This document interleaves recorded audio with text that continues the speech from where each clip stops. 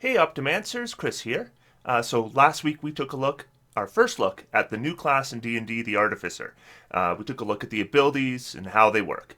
But the one thing about the Artificer is it introduces a lot of new mechanics we haven't seen with any other class before. So naturally, there's going to be lots of questions.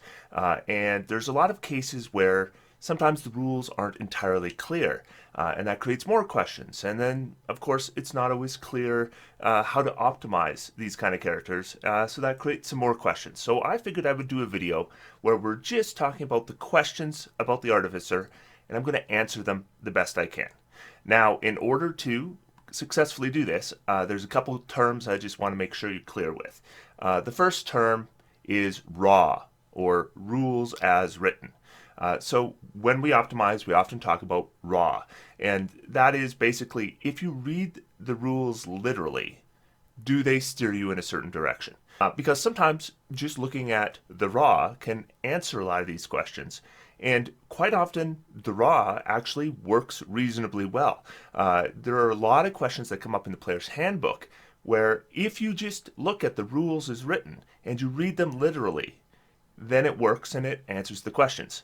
But D&D has some situations where the rules don't answer the questions, no matter how literally you read them. So then that leads you into the next one we're going to talk about, and that is RAI, or rules as intended. Because if the rules as written either don't answer the question, or they answer the question, but they lead you in a direction where things don't work very well anymore, then we need to consider maybe what the designers intend to occur. So sometimes the designers will answer those questions. In fact, I'd say that Jeremy Crawford is one of the things best about him is that he is constantly answering questions about the intention of the rules or clarifying the rules as written. So when we have a question and the raw doesn't answer it, then hopefully the designers will answer it and tell us how that rule is intended to work. But then when they don't tell us how that rule is intended to work, then we have to guess what their intentions were. And this one is the hardest one of all. People argue all the time over what the designers intended. And if the designers have been quiet on the subject, then there's no definitive answer, because none of us are in the minds of the designers. None of us know for sure. I think in a lot of these cases, the designers haven't even considered these questions. So they really maybe don't even have an intention. So what I want to do with these questions is, first off, see if the rules as written answer the question. And if they answer the question and they answer it sufficiently, then we're going to move on. If the rules as written don't answer the question sufficiently, then I'm going to look at the rules as intended and see if Jeremy Crawford has told us how that rule is intended to work. And if he hasn't, then I will use a little bit of conjecture and I'll guess what the rules as intended are. And I am not a friend of Jeremy Crawford. He does not know me. He does not answer my questions. And I don't know for certain what the rules as intended always are. So just keep that in mind. These are just my opinions. And then finally, what I'm going to do is, if we haven't sufficiently answered the question with the rules as written, and we haven't sufficiently answered the question with the rules as intended, then I'm going to give you how I think the rules should work. And we're going to work our way through these questions. I've been asking my viewers on Twitter, on Discord, to give me some good questions about the Artificer. I've found a lot more on Reddit. This is definitely the class that has the most questions that are unanswered. So let's talk about the Artificer and see if we can work out exactly how this class is supposed to work. So let's get started.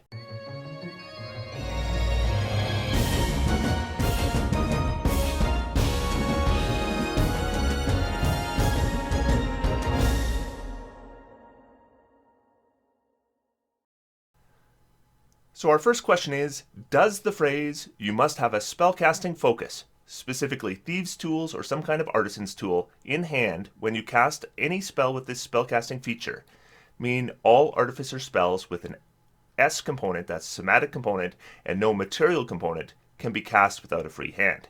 And this refers to a rule in the player's handbook. And the rule in the player's handbook says, a spellcaster must have a free hand to access the spell's material components, or to hold a spellcasting focus, but it can be the same hand that he or she uses to perform somatic components.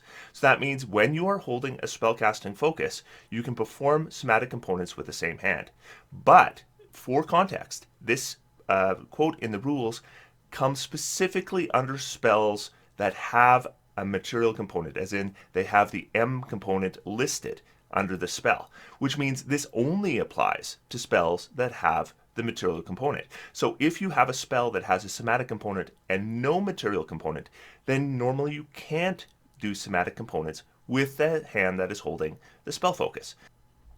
But what I can say is if we are going strictly as the rules is written, if the spell doesn't normally have the material component, we can't assume that just because you have to hold a focus, that adds technically the material component to the spell.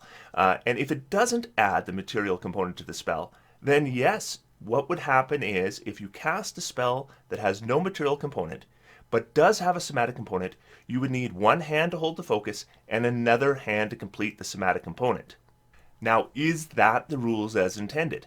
Well, I think there's a pretty strong argument that it isn't.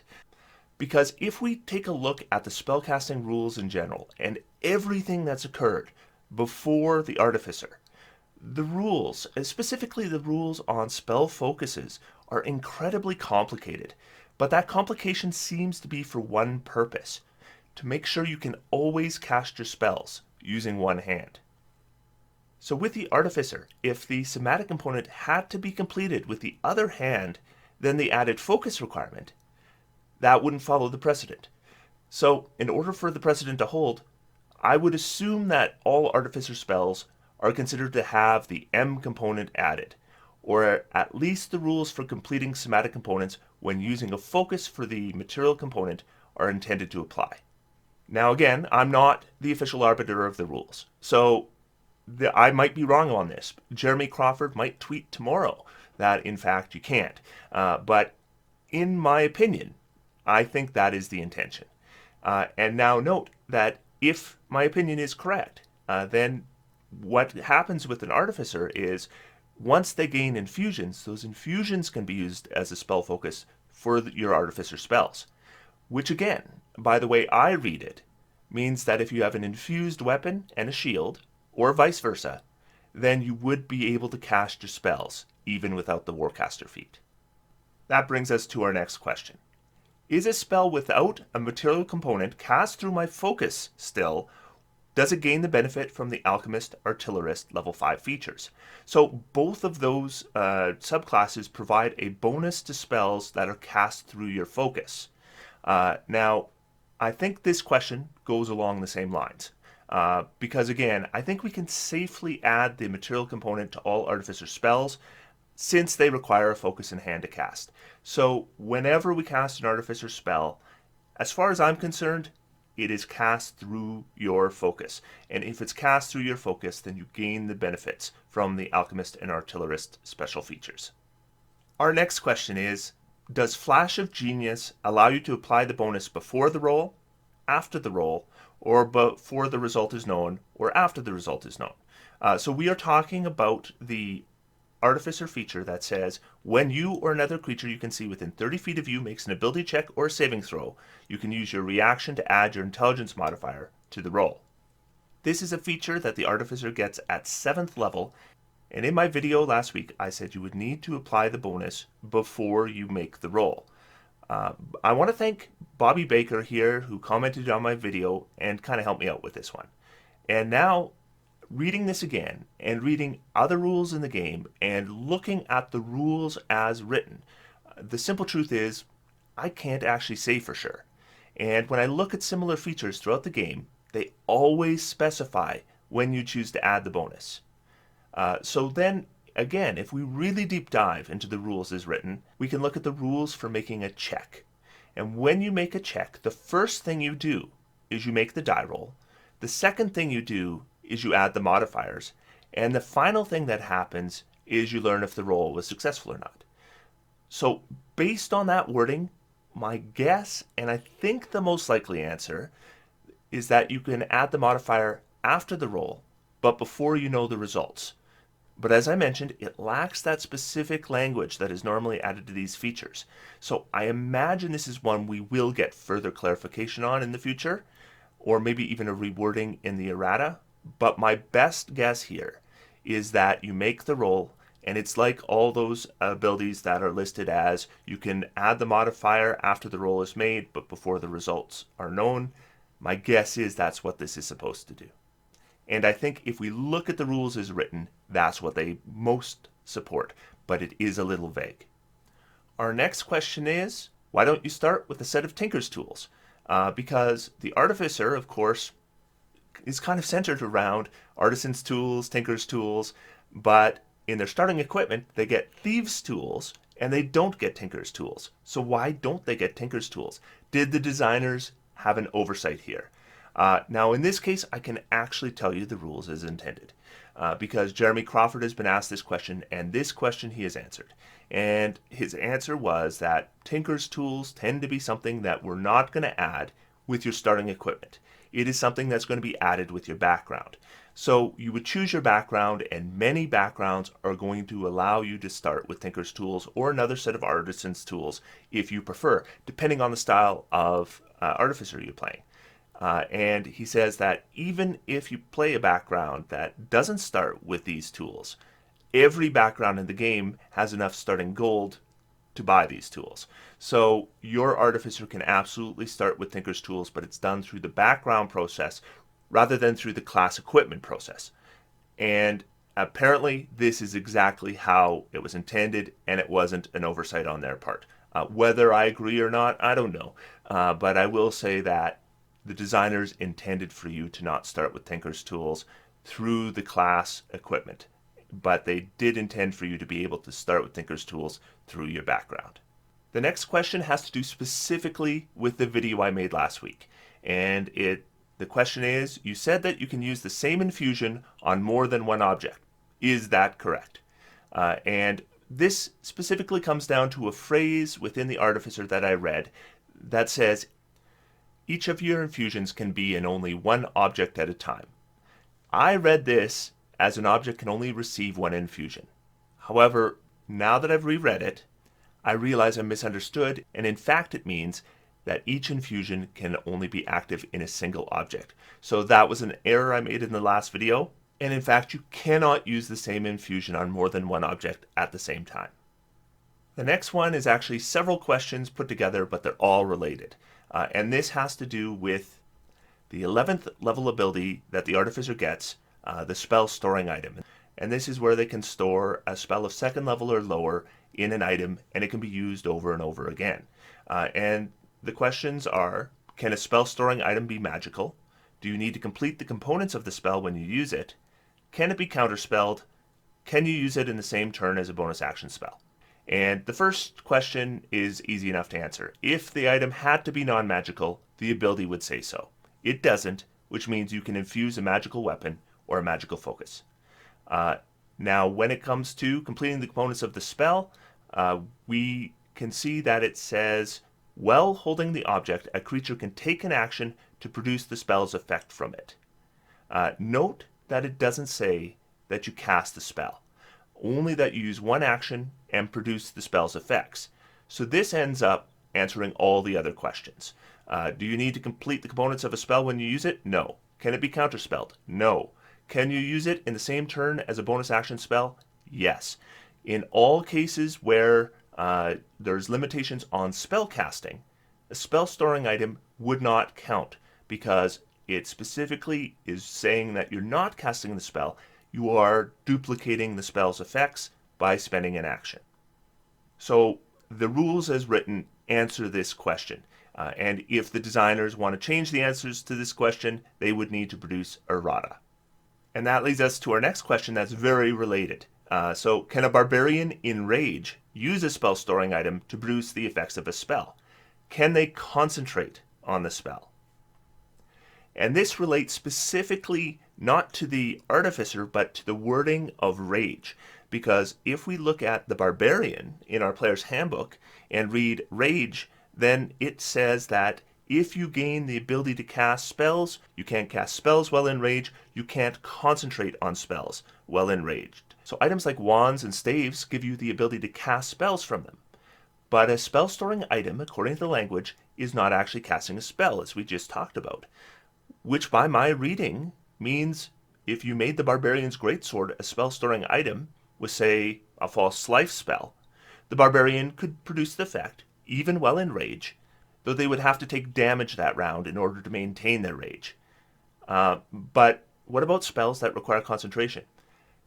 By the rules as written, if we read the rules literally, because we are not casting a spell, it doesn't fit under the limitations on rage, so technically speaking, a Barbarian should be able to concentrate on a spell storing item spell. Now, I will say, I would be very surprised if the latter of those two was the rules as intended. I think that's an oversight. I suspect the intention is that a Barbarian would not be able to concentrate on any spell, period, while in rage. And if that is not the intention of the designers, I would be very surprised. But I will say, as written, they can. So this is one of those cases where I think the intentions and the rules as written are probably in conflict. And one of those cases where the rules as written is providing us a result that seems a little weird. But if you want to play your table with the rules as written, then a Barbarian should be able to concentrate on a spell that they produce the effect of through a spell storing item. But I could totally understand why a DM might not want that. That doesn't really fit with the flavor of rage or the, I think, the intention of the limitations on rage. So if you want to apply those limitations on rage to spell storing items as well, I think you have a good case to do so. What would I do at my table? So this is one of those cases where the raw kind of answers it, but gives us a weird answer. We don't know for sure what the rules as intended are, so how would I run it?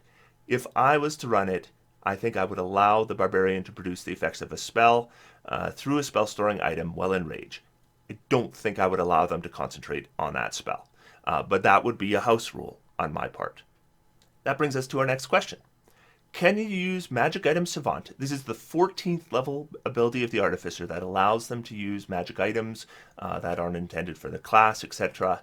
Can you use it to use a spell scroll for a spell not on the Artificer spell list? So normally you're required to have a spell on your spell list to cast it from a scroll. However, Magic Item Savant specifically says you ignore all class, race, spell, and level requirements. What we're talking about here is a class requirement. In order to be able to access a certain spell on a scroll, it needs to be on your class spell list. That's a class requirement. So we can avoid that class requirement. So yes, an Artificer can cast a spell scroll from a spell not on the Artificer spell list. And this brings us to a follow-up question to that. What about casting a spell from a scroll that is a level higher than you could normally cast? Do you need to make an intelligence check? Because normally, if the spell is of a higher level than you can normally cast, you would need to make an ability check. But with the Artificer, again, we ignore all class, race, spell, and level requirements. Now, that would be a level requirement. The ability doesn't specify you ignore character level requirements. It says you avoid level requirements. Spell levels are levels. The way I read that, you shouldn't require a roll. The next question is, can you use an enhanced arcane focus on a magical wand, staff, or rod? So this, we're specifically talking about the infusion that enhances an arcane focus. It gives you a bonus to hit with spells cast through it. And the rules as written answer this very clearly. All infusions can only be used on non-magical items. Spellcasting focuses are not necessarily magical in themselves, and one that is magical does not qualify for an infusion. But what I will say is that if you have an arcane focus that is the subject of an infusion, then because it's an infusion, it counts as a focus for your Artificer spells. And because it's an arcane focus, it would count as a focus for your Wizard or Sorcerer or Warlock spells. So now you can have one focus applied to more than one class. Next question. Can my Homunculus Servant use my spell storing item? How about a familiar? So the Homunculus Servant has a specific list of actions available to it. and activating a spell storing item or any magical item is not one of them. So they cannot in combat because the specific list of things that a homunculus can do, it says in combat it can perform these actions. So what the rules don't tell us is what the homunculus can do outside of combat. Now, if we're reading the rules as written, that would mean that their actions outside of combat are not limited by the rules. So, by rules as written, a homunculus servant could activate a spell storing item outside of combat. Now, a familiar doesn't have those limitations in combat. Its only limitation in combat is that it can't take the attack action. So, as long as your familiar could hold that item, then it could activate it and use it as long as your DM feels that it's appropriate for them to be able to hold that item. Now, again, I will say, the homunculus servant, it doesn't say specifically what it can do outside of combat. It is reasonable that your DM might impose limits on exactly what a homunculus can do and not do based on what they figure is reasonable. So you would still technically need to work through your DM if you want the homunculus to operate a spell storing item outside of combat, but in combat, there's no question they can't do it. Here's a question I was asked a number of times. If the homunculus servant moves after I take my actions, how can it deliver a touch spell? And there are only two ways it can deliver a touch spell. The first is that maybe it's already in position. And if it is already in position, then that's easy. Then it can just cast a spell using its reaction when you cast a spell. The second is more complicated, and it means that you would hold your action and cast a spell as a reaction after the homunculus moves into position. But the downsides here are twofold. First, that's going to require your concentration, because whenever you ready a spell, it always requires your concentration. So you can't be concentrating on something else at the time. And it's going to use up your reaction. And if you use up your reaction, then there's no shield spell, there's no absorb element spell, etc. Up to you to determine if that's worth it. So the next we're going to talk about the third level ability of the Battlesmith, the Steel Defender. And a lot of people have discussed, including me, that they're looking forward to using the Steel Defender as a mount for a small-sized Battlesmith. And the question is, how does the Steel Defender work as a mount when it acts after you? So when you have a mount in Dungeons & Dragons, it can work one of two ways. It can work either as a controlled mount or an uncontrolled mount. If you have your Steel Defender as an uncontrolled mount, then it would just basically take its actions on its turn, you would take your actions on your turn. So that means that you wouldn't be able to move on your mount at the exact same time that you take your actions. And that may or may not be a problem. I mean, if you're playing an archer, maybe you're going to shoot, and then on its turn, the Steel Defender will move and move you with it. And that might not be a problem at all. But if you are playing a melee character, it's actually reasonably important that the mount moves at the same time as you. If it's moving after you, that's going to be really inconvenient for you to get to the enemies when you need to. So then we have to look at the rules for controlling a mount. And when you control a mount, normally its initiative changes to yours, and then you direct it to move on your turn. However, the Steel Defender already shares your initiative. It says specifically, in combat the Steel Defender shares your initiative count, but it takes its turn immediately after yours. So by that wording, even a controlled mount would move after you. Or would it? Because there is a sentence in controlled mounts that might give us hope. And that sentence is, a controlled mount can move and act on the turn that you mount it. So in this case, the controlled mount shares your turn, not just your initiative. Now, although this doesn't specify it shares your turn after the turn you mount it, it certainly does create a precedent. And it suggests the intention of the designers is that when you control a mount, it shares your turn, not just your initiative. And if that's the case, a Steel Defender could be controlled. And once controlled, you could have it act on your turn. But this would change a couple things. The first thing that would change is the Defender would move and take action simultaneously with you. And that's, of course, exactly what we want. The second thing to keep in mind, though, is it could only take the dash, disengage, or dodge action. And presumably, those actions would still require your bonus action, with the exception of the dodge action, because the Steel Defender feature specifically says they do. So, if the mount is uncontrolled, this is very easy to arbitrate. If the mount is controlled, there is a little bit of vagueness in the rules. Perhaps the creature only acts on your turn on the round you mount it, though I think the intention is that it should continue to share your turn throughout following rounds, but within the limitations that I already talked about. So hopefully that answers that question. Let's move on.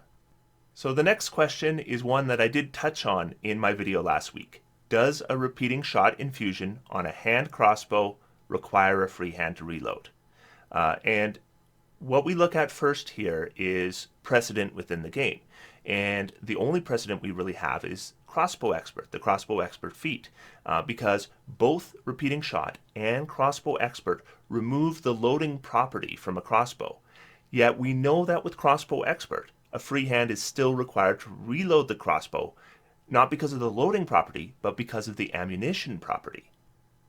The rule is, drawing the ammunition from a quiver, case, or other container is part of the attack. You need a free hand to load a one-handed weapon. Now, Repeating Shot provides free ammunition, but just like when we initially talked about casting through a focus, not necessarily adding a material component to the spell because it doesn't specifically say so, Repeating Shot provides free ammunition, but that's not the same thing as removing the ammunition property, and the ability doesn't specifically say you remove the ammunition property.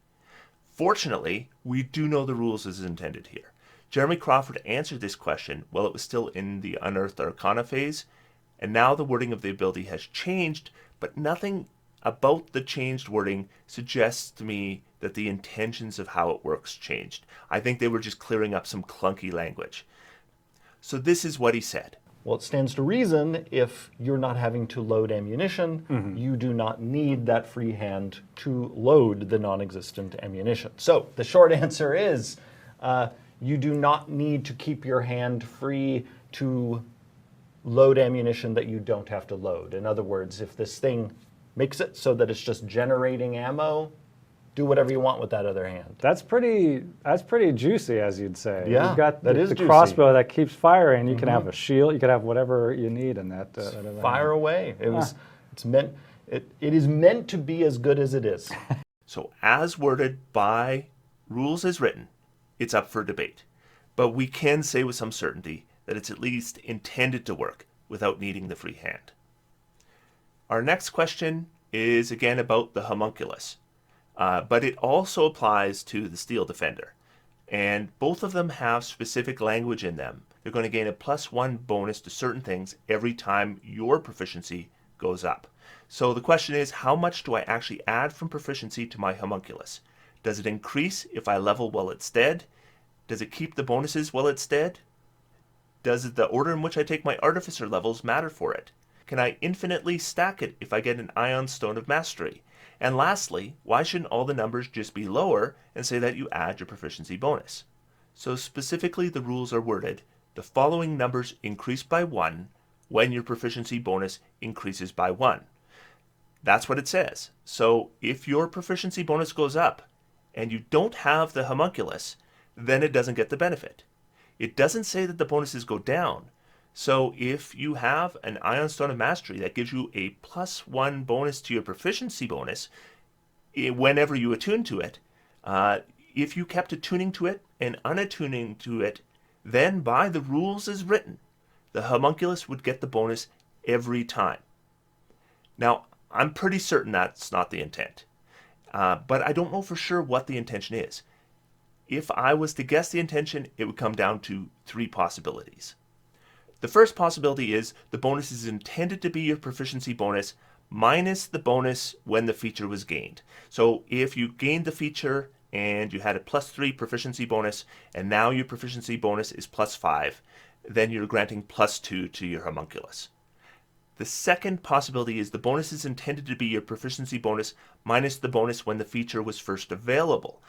So if the feature, like your homunculus, was available when your proficiency bonus was +3, but you didn't take that infusion until your proficiency bonus was +4, then perhaps they didn't intend for you to be punished for that. So you would be getting that +1 immediately. And then the final possibility is the bonus is intended to be your proficiency bonus minus the bonus when the homunculus was created. So there is certainly the possibility that the intent is that if you take the homunculus feature, but when you create a new homunculus, it happens to be at a point where your proficiency bonus is higher, you would be penalized for that. I think those are the only three reasonable intentions they might have had. I'm sure the intention wasn't that you could attune and unattune to an Ion Stone of Mastery and give your homunculus thousands of bonuses to hit and to damage. But as far as I'm concerned, for ease of play, I think number 2 is the best answer. And number 2 was the one where I think the intention might have been, and certainly this is the way I would play it at my table, is that the feature would grant a bonus equal to your proficiency bonus minus the proficiency bonus when the feature was first available. Otherwise, we have a lot of extra paperwork and tracking. But with that answer, we can always calculate the bonus without requiring remembering what level you were when you took the feature or when the homunculus was most recently created. And I would apply the same thing to the Steel Defender as well. Just note that the Steel Defender is available when her proficiency bonus is still +2, so it would have one greater bonus than a homunculus. Next question isn't actually a rules question. The next question is an optimization question. I'm struggling a bit with what party role this class best fits into. Is it a substitute for an arcane caster? I kind of think that it's not. Is it a scout? Does it take out the rogue abilities? Maybe. I guess what I'm asking is how you might use this character in a party. So I think this is a really good and relevant question when we look at the Artificer, because when we look at certain classes, we can answer this question without looking at the subclasses. I know what a paladin is supposed to do without looking at the oaths. I see a class that has martial weapon proficiency, heavy armor proficiency, extra attack, smite, bonus action spells, that self-buff. I know exactly what the paladin is supposed to do before I even look at the subclasses. But with the Artificer, I think we have to look at the subclasses to know how this character is intended to contribute in combat. Outside of combat, of course, is an entirely different matter, but I always look at how we're going to deal with things when the goblins attack. What am I going to do? With the Battlesmith, I think this one is the most clear answer, and that is it's going to fit in the role of a single damage dealer. Now, we do have enough tanky options here to be defensive as well. And we do have flexibility. We can be either ranged or melee and be pretty effective as well. So with Battlesmith, we're either just doing straight damage or damage and trying to draw enemy attacks. And if we are drawing enemy attacks, the Steel Defender draws some enemy attacks, all the better, since it's so easily restored. So that one's pretty easy. We have options, and it's pretty effective at all of those options. The next one is the Artillerist. And although I think that the tanky character isn't completely out of reach for the Artillerist, I really think the Artillerist is going to fit easily into the role of a straight single target damage dealer. It'll have a touch of area of effect damage thrown in, but I just don't think that 15-foot cones is enough to completely fill that role.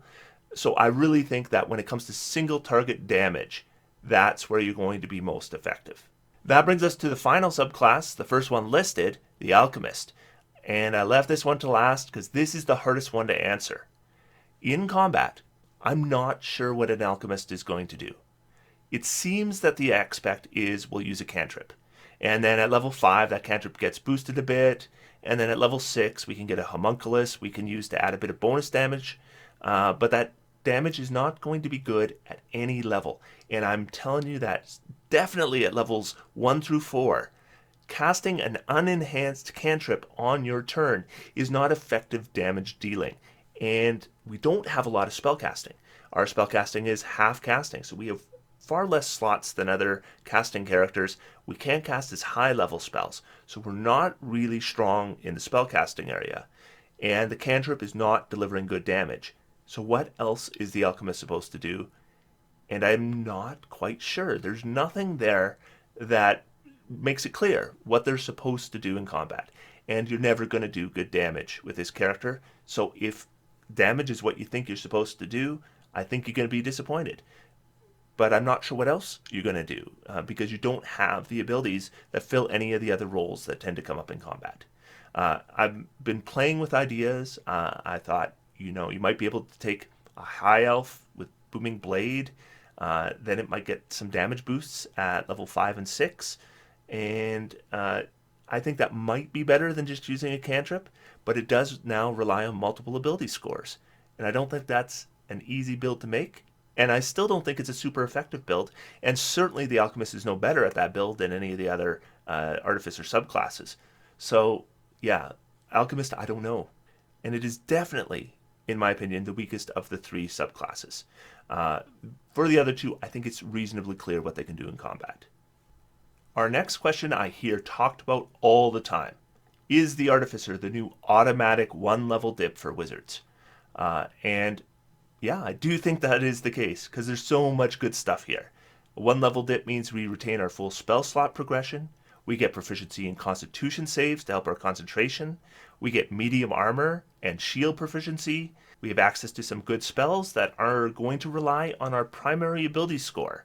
So when it comes to comparing the Artificer dip versus, say, a Cleric dip for a wizard, I think that the Artificer just brings so much to the table, it really does become the new automatic 1-level dip for wizard. However, there is a downside, and I don't hear it talked about. I think a lot of people haven't considered specifically how the rules will affect a 1-level dip in Artificer for a wizard, because I don't hear this downside talked about, and I don't think it's been considered. But let's say for a moment you have an Artificer wizard with a shield. Then on your turn, you cast an Artificer spell. During the next round, you need to cast a wizard spell as a reaction, maybe a shield, maybe a counter spell. Well, you have a shield in one hand, and you have a set of tools in the other. How are you completing the somatic component? That's what I never hear talked about. There is a definite inconvenience to having to cast your Artificer spells through that focus that is not a wizard focus. So when you have a shield in one hand and you're holding your Artificer tools in the other hand, then you're not going to be able to cast any wizard spell that has a somatic or a material component. So the answer might be that you don't cast your Artificer spells very often. And that's a big downside. So it's something to keep in mind. Another possible solution is you don't wear a shield and you keep both your hands free, and one for your Artificer tools, the other one to cast your wizard spells. So there are workarounds, but there's a definite downside. I think that I just want to make it clear that because you have to cast Artificer spells through your tools, the Artificer isn't 100% better than the Cleric for a dip for wizards. There is one downside that the Cleric doesn't have, because the Cleric can just use a component pouch for the material component, the same as a wizard. That brings us to our next question. We're getting close here. When an artillerist uses a bonus action to activate an Eldritch cannon in his hand, can the cannon use its movement to sheath itself in the artillerist's belt or on its shoulder? I've heard that question as well, leaving the hand open for spellcasting. Because if we look at the rules for the artillerist can make a tiny cannon, and it says specifically the cannon will fit in the artillerist's hand. The idea here for flavor is so that essentially you give yourself a gun. But a tiny cannon doesn't necessarily have to be held in your hand, and it can definitely occupy the same space as you. So the question is, can it climb up on you, and then it'll share your movement? You can still activate it as a bonus action, and then you don't have to hold it in your hand. And the answer to that, we can actually find in the rules. Because essentially what you're talking about is the cannon using you as a mount. That's what we're talking about. The cannon is not being held by you, therefore it's riding you. Can a cannon mount and ride you? And the rules do say specifically, when it comes to mounts, it's up to the DM.